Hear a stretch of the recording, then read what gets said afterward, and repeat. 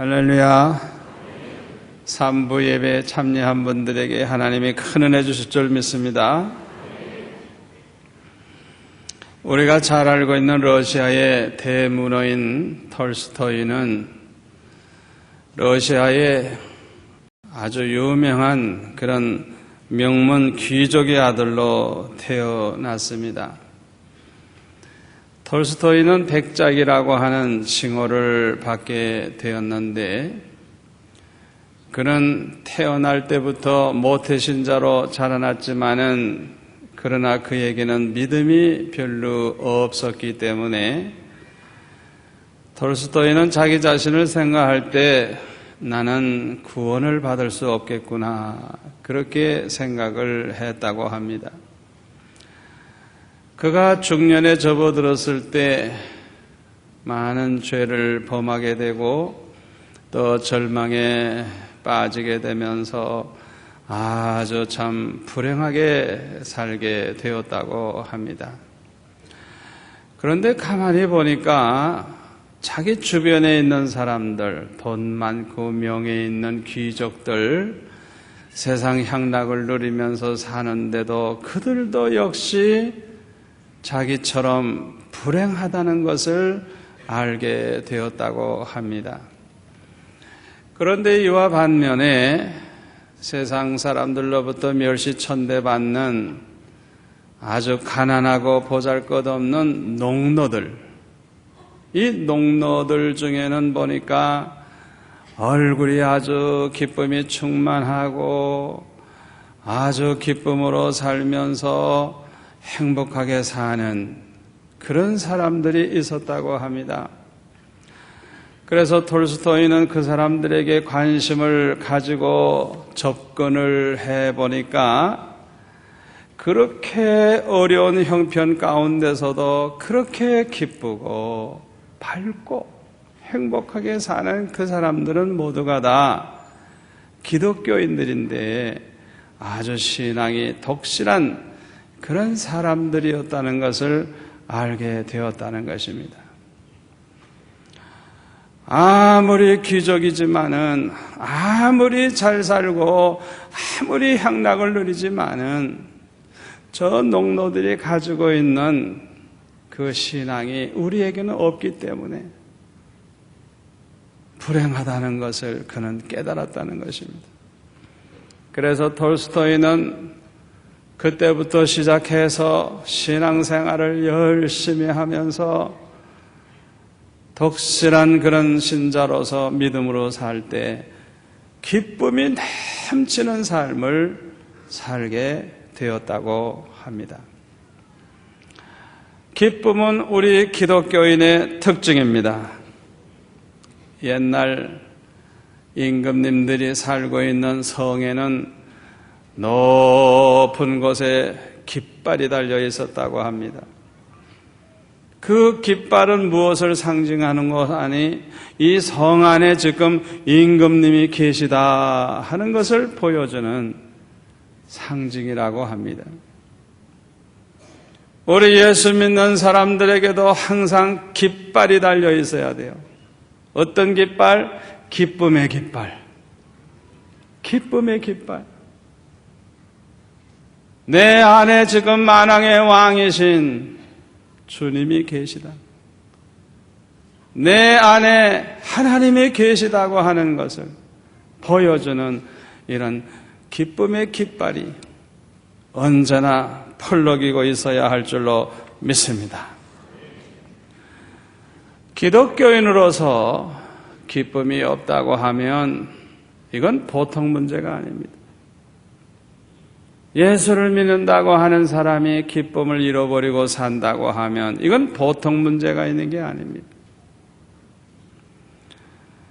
우리가 항상 기쁨이 넘치는 삶을 살아야 되겠는데, 우리가 항상 기쁨이 넘치는 삶을 살기 위해서는 반드시 우리에게 있어야 할 것이 몇 가지 있습니다.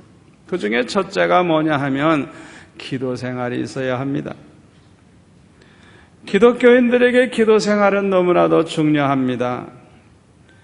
기도 생활이 있는 사람은 믿음이 살아있지만은 기도 생활이 끊어져 있는 사람은 믿음이 있었어도 없어지고 믿음이 죽습니다. 그만큼 기도 생활이 중요한 거예요. 아무리 믿음이 약한 사람이라도 기도 생활을 하다가 보면 반드시 은혜 받는 날이 옵니다. 그리고 은혜를 받으면 기쁨이 생겨요. 우리가 은혜를 받을 때 여러 가지 깨달음을 얻게 됩니다만은 가장 중요한 것은 무엇보다도 내가 하나님의 사랑을 받고 있다는 것을 깨닫게 되는 거예요. 그래서 기쁜 거예요. 우리가 다른 사람들로부터 사랑받고 있다는 것을 알게 될 때 너무 행복하고 기뻐요.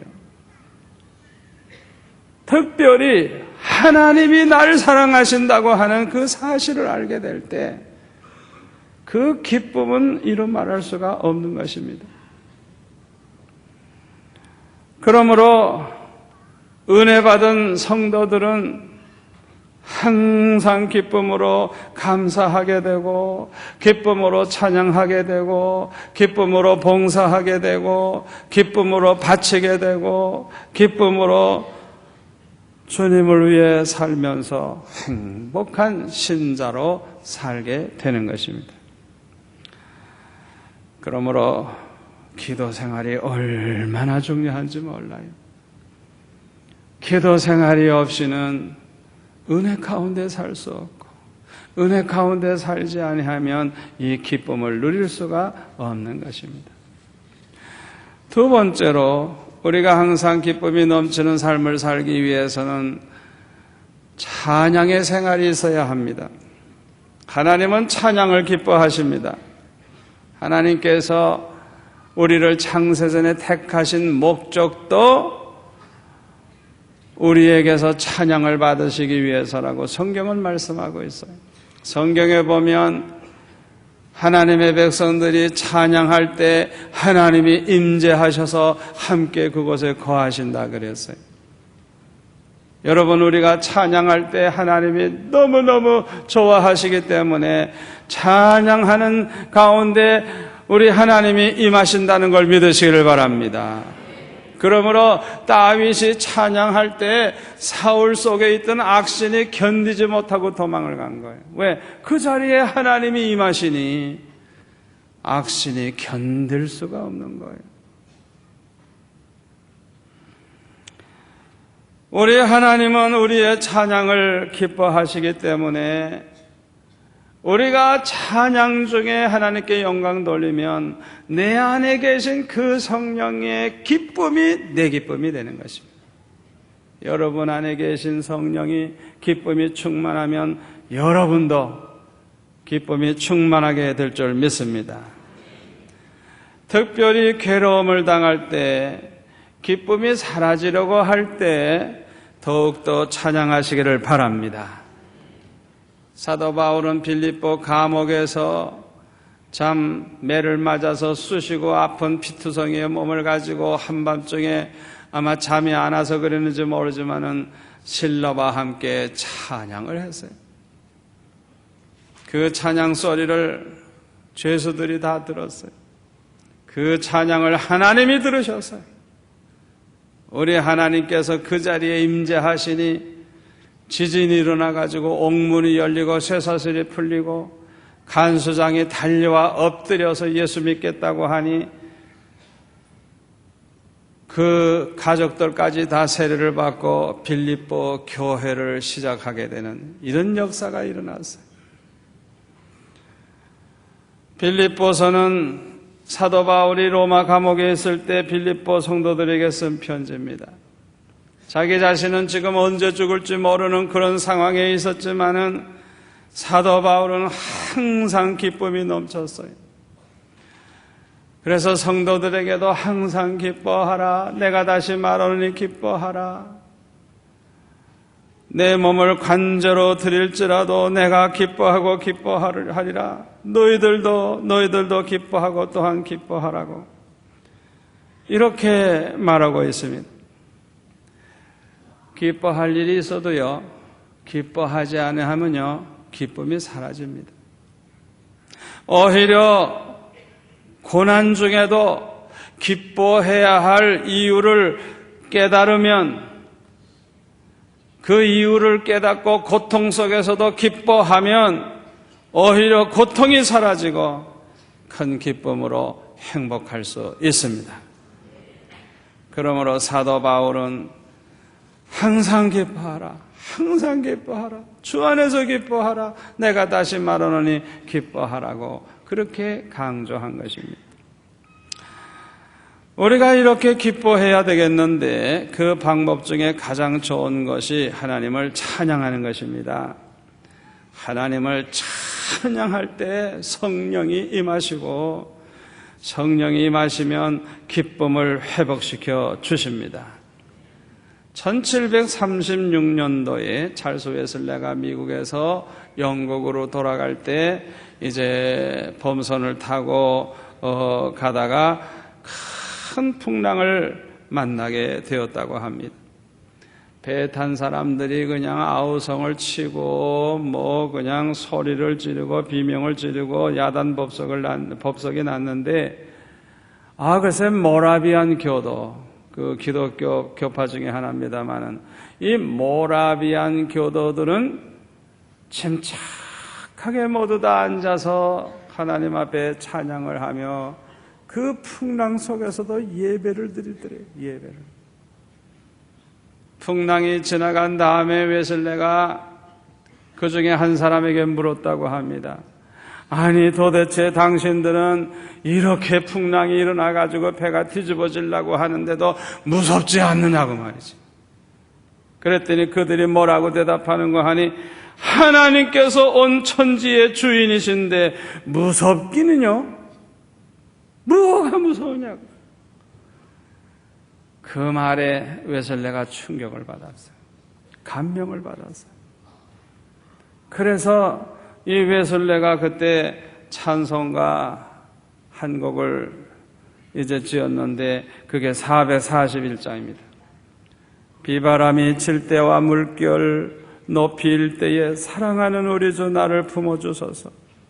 풍파 지나가도록 나를 숨겨주시고 안식 얻는 곳으로 주여 인도하소서. 나의 영혼 피할 때 예수밖에 없으니 혼자 있게 마시고 위로하여 주소서. 구주 의지하옵고 도와주신 비오니 할 수 없는 죄인을 주여 보호하소서. 이 찬송을 부르게 되었다고 하는 것입니다. 여러분 항상 찬송하시기를 바랍니다. 찬양할 때 성령이 임하십니다. 찬양할 때 주님이 그 자리에 오십니다. 그러므로 기쁨을 가질 수가 있는 것입니다. 세 번째로는 우리가 항상 기쁨이 넘치는 삶을 살기 위해서는 말씀의 은혜 속에서 살아야 합니다. 우리가 환난과 시험이 많은 세상에 살면서도 항상 기쁨이 넘치는 삶을 산다고 하는 것은 큰 믿음이 없이는 불가능해요. 그런데 믿음이라고 하는 것은 그리스도의 말씀을 들으면서 난다 그래서 이 믿음이라고 하는 것은 말씀을 들을 때 믿음이 생기고 말씀의 은혜를 받을 때 믿음이 강해지고 커집니다. 아멘. 그러므로 말씀을 통해 은혜 받은 사람에게 큰 기쁨이 있는 것입니다. 우리가 말씀의 은혜를 받으면요 하나님으로부터 받은 축복이 얼마나 크다는 것을 알 뿐만 아니라 우리가 앞으로도 받을 축복이 또 얼마나 크다는 걸 다 깨닫게 돼요.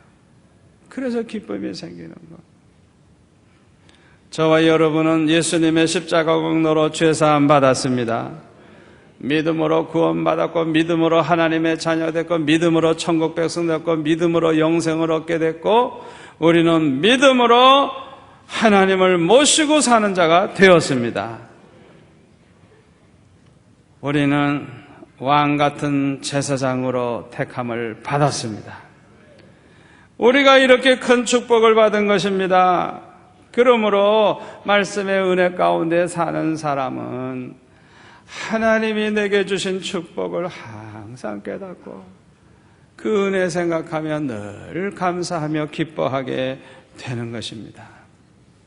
네 번째로 하나님의 말씀에 순종해서 사랑을 실천하는 삶이 있어야 우리가 항상 기쁨이 넘치는 삶을 살 수가 있습니다. 하나님의 말씀은 한마디로 말해서 사랑하라는 거예요. 마음을 다하고 뜻을 다하고 목숨을 다하여 주 너희 하나님을 사랑하고 내 이웃을 내 몸과 같이 사랑하라. 그게 하나님 말씀이에요. 그러므로 말씀대로 순종한다는 것은 곧 사랑 실천을 의미하는 것입니다. 우리가 사랑을 실천하며 살 때 우리 하나님은 기뻐하시고 영광을 받으십니다. 그러므로 평소에 우리가 기쁨이 넘치는 삶을 살라고 하면 사랑을 실천하며 살아야 돼요. 사랑을 실천하면서. 이번에 아시아 경기가 끝나고 나서 시청에서 보고를 하는데, 이번에 3만여 명의 부산 시민들이 서포터즈로 봉사하면서 선수들에게 사랑을 많이 베풀었다 그래요. 그런데 그 중에 18,000명이 기독교인, 교회들이 나서서 응원도 하고 그렇게 대접도 하고 18,000명, 불교가 2,000명, 다른 종파는 그저 몇백 명. 절대 다수가 교회들이 했다는 거예요. 우리 하나님이 영광을 받으신 줄 믿습니다. 그뿐만 아니라 평소에 선수촌에 가보면 불교, 회교, 천주교 다 쓸쓸해요. 그냥 한두 사람만 앉아있고 아무도 없어요. 그런데 우리 기독교 안에는 그냥 각 나라 선수들이 줄을 대서 와요. 그냥 막 회교 국가에서도 오고 불교 국가에서도 오고 어떤 회교도 선수는 아예 예수 믿겠다 그래가지고 결신을 하고 오는 사람마다 선물 주고 먹을 거 주고 성경 주고 또 이번에 헌옷들을 많이 나눠줬는데 아주 대인기였다고 합니다. 왜냐하면 아시아 국가들이 어려운 나라에서 온 선수들이기 때문에 그렇게 좋았다 그래요. 아마 그들이 잊을 수가 없을 겁니다. 이번 아태 장인 경기에도 감사하게도 조직위원장이 온누리교회 장로님이시고 선수청에 방문해서 내가 보니까 부산대 대학원장 되시는 분인데 우리 교회 교인이고 얼마나 감사한지. 여러분 선수촌 마음대로 다니면서 전도하고 그들에게 사랑 베풀면 얼마나 효과가 있는지 몰라.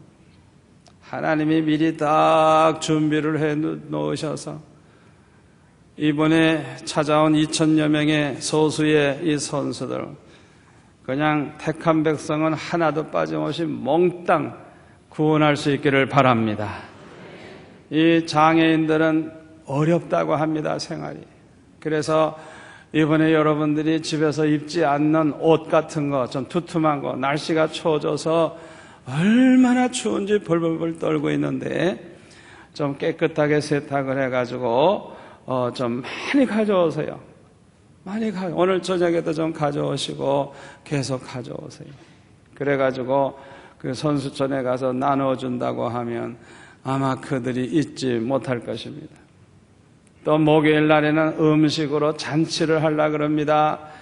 각 나라 매스컴 다 초청하고 또 신문, TV, 방송 기자들 다 초청하고 여러 가지 음식을 차려놓고 그냥 누구든지 먹도록 그렇게 하려고 그래요.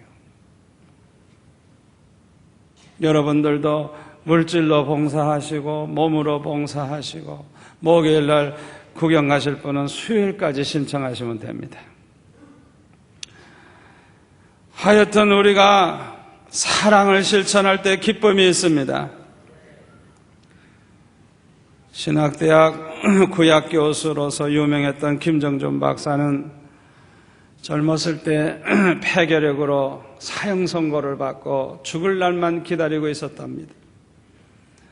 앞길이 캄캄하고 소망이 없고 그래서 늘 근심 속에서 염려하며 살았는데 어느 날 갑자기 그의 마음속에 하나님의 음성이 들려왔어요. 죽을 때 죽더라도 오늘 보람된 삶을 살아야 한다. 하나님의 음성인 줄로 믿습니다. 죽을 때 죽더라도 죽을 날만 기다리지 말고 살아있을 때 보람된 일을 하면서 살아야 된다고 하는, 누군가가 그렇게 말씀하시는 그런 음성을 마음속에 듣고 벌떡 일어나가지고 자기도 죽게 생겼지만은 당장 죽어가는 아주 마지막, 그저 날마다 그 방 안에 있는 사람은 죽어나가는 가장 병이 심한 그 병동에 가가지고 간호사 보고, 내가 오늘부터 여기 청소 좀 하겠습니다. 내가 오늘부터 이 환자들 버린 휴지 이런 거 다 정리하겠습니다. 내가 오늘부터 이 환자들 침구를 내가 맡아서 다 청소도 하고 빨기도 하고 내가 일하겠습니다. 그때부터 봉사를 하고 사랑을 실천했다고요. 그런데 웬일입니까? 자기도 죽어가는 몸인데 더 병이 심한 그 방에 들어가서 일을 하지만은 이상하게 몸이 점점 좋아지기 시작을 하더니 병이 싹 나아가지고 목사님이 됐어요. 사랑하는 성도 여러분, 우리가 사랑을 실천하면 하늘의 복, 땅의 복, 축복을 받습니다. 우리가 사랑을 실천할 때 기쁨이 있습니다. 아멘. 테레사 수녀가 미국을 방문했을 때 어떤 자매 하나가 상담을 요청해서 만나봤더니 자기는 지금 자살하려고 하면서 자살할 마음을 가지고 있다고 하면서 상담을 하더래요. 그래서 그 자매에게 그랬답니다. 내가 부탁이 하나 있는데 내가 일하고 있는 인도에 와서 한 달만 나를 도와주라. 그러면 그 다음에 내가 얘기를 해주겠다. 그 자매가 허락을 해서 인도에 가가지고 그 칼카타 슬럼가에 가서 가난하고 병들고 고통당하는 사람들을 돕는 일을 시작을 했어요. 그런데 놀라운 것은 그들을 위해서 땀 흘려 수고하다가 보니까 이상하게도 삶에 막 의욕이 생기고 여기에 나를 필요로 하는 사람들이 있구나 생각을 하니까 그들을 돕고 섬기는 가운데 막 기쁨이 넘치게 되고, 한 달이 지난 다음에는 상담이 필요 없는 사람이 되어서 자기는 이 자리에서 평생을 바치겠다. 그래서 그가 함께 일을 하게 됐다는 거예요. 우리가 사랑을 실천하면 기쁨이 있고, 기쁨이 있으면 죽을 마음이 어디 생기겠어요? 사랑하는 성도 여러분, 사랑을 실천하시기를 바랍니다. 우리 수영로교회 교인들이 가장 사랑을 실천하며 기쁨을 나눌 수 있는 것이 사랑방 모임입니다. 이 처음 나오신 분은 무슨 소리인지 모르죠? 한 4-5 가정이 모여가지고 일주일에 한 번씩 모여서 같이 은혜 받는 그 사랑방 모임을 가리키는 건데요. 이 사랑방 모임은 반드시 여러분이 다 속해야 됩니다. 구경꾼이 있으면 안 돼요. 어떤 분이 이렇게 간증을 했는데 그 간증문을 보고 제가 너무 은혜를 받아서 이걸 여러분들에게 읽어드립니다. 삶에 있어서 저는 모든 것을 다 부정적으로 보고 남을 의심하는 불신감을 갖고 살아왔습니다. 이렇게 불신감을 갖게 된 것은 9년 전에 남편과 사별하고 3딸을 키워가면서 2 얼굴을 가진 사람들을 많이 만났기 때문입니다. 그런데 그들 중 대부분이 겉보기에는 신실한 신자들이었습니다. 아주 좋은 말을 하면서도 거짓말을 능청스럽게 하며 남을 속이는 그런 사람들이었습니다. 나는 이 사람들 때문에 절대로 교회 나가지 않겠다고 다짐했습니다. 세상은 다 나쁜 사람들만 있고 어느 누구 하나 의지할 것이 없었으며 늘 허탈하고 어디를 가도 즐거운 마음이 없었습니다. 사람 잘못 만나 사기당하고 안 속겠다고 다짐하고서도 또 당하고 모두가 도둑놈같이 보였습니다. 마음 붙일 것이 없었고 텅 빈 마음으로 늘 홀로 쓸쓸하게 지내고 있었습니다. 마음이 많이 아플 때에 어느 날 친구가 전도 집회가 있다고 나오라고 청했습니다. 거기 간다고 내 마음이 달라지겠나 하면서도 왠지 마음이 끌렸습니다. 왜 그렇게 가슴이 설레었는지 모르겠습니다.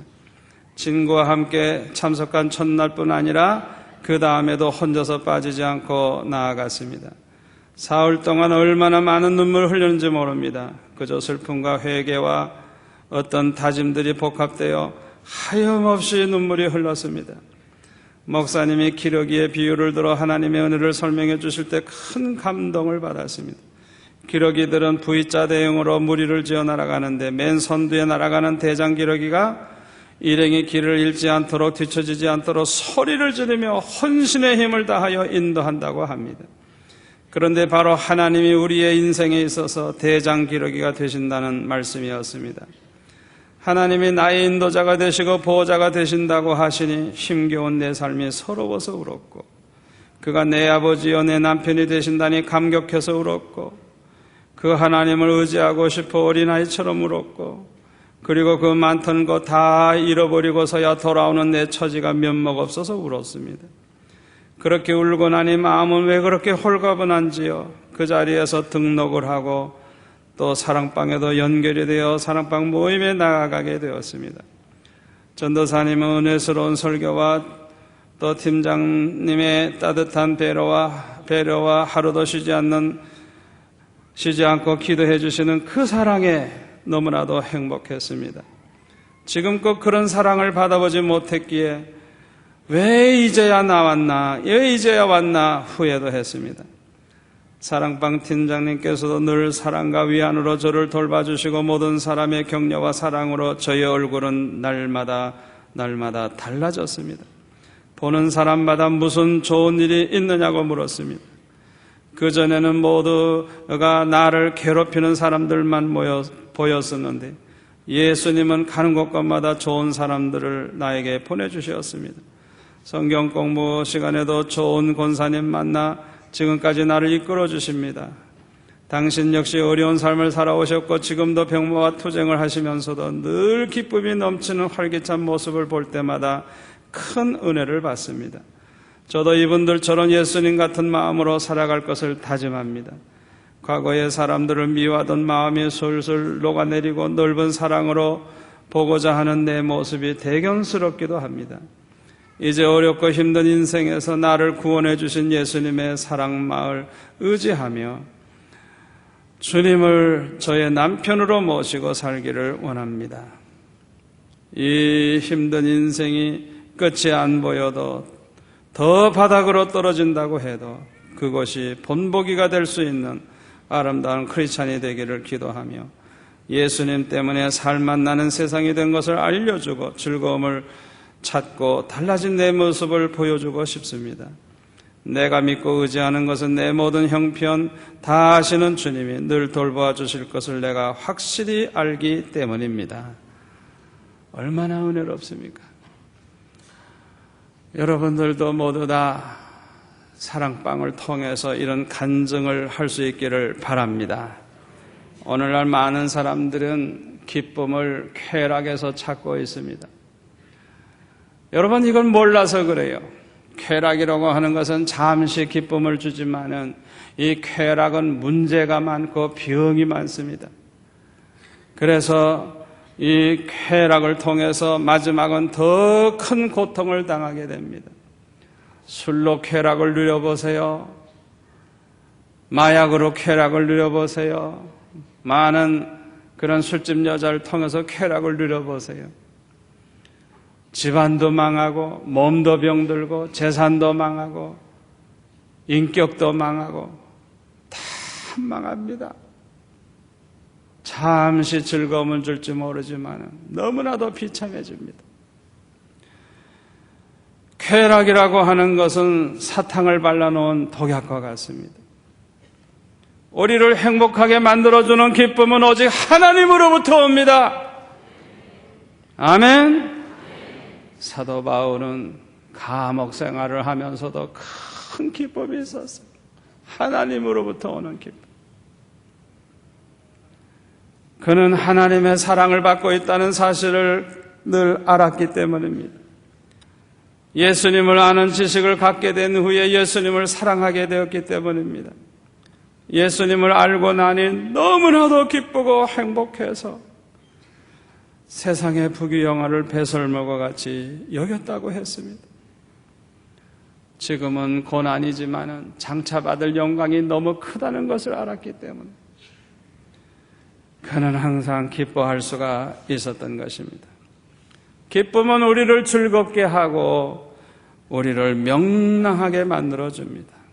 도레이 목사님은 말하기를 1년 365일을 세속적으로 사는 것보다 예수님과 함께 하루를 사는 것이 더 많은 기쁨을 준다 그랬어요. 그는 평생 살아온 경험을 통해서 얻은 결론이 세상에서 세속적인 생활 1년 동안 하는 것보다 단 하루라도 예수님과 함께 사는 생활이 더 기쁨을 준다. 이 고백이 저와 여러분의 고백이 되시기를 바랍니다. 기도하겠습니다. 아버지 하나님 감사합니다. 오늘 주신 말씀이 우리에게 축복이 될 줄로 믿습니다. 아버지, 우리가 항상 기쁨이 넘치는 삶을 살도록 도와주옵소서. 오늘 주신 말씀을 마음에 새기고 실천함으로 우리 성도들의 얼굴에는 언제나 기쁨이 넘쳐서 우리 성도들의 얼굴만 봐도 세상 사람들이 예수 믿게 되는 역사가 일어나게 하여 주옵소서. 예수님의 이름으로 기도하옵나이다. 아멘.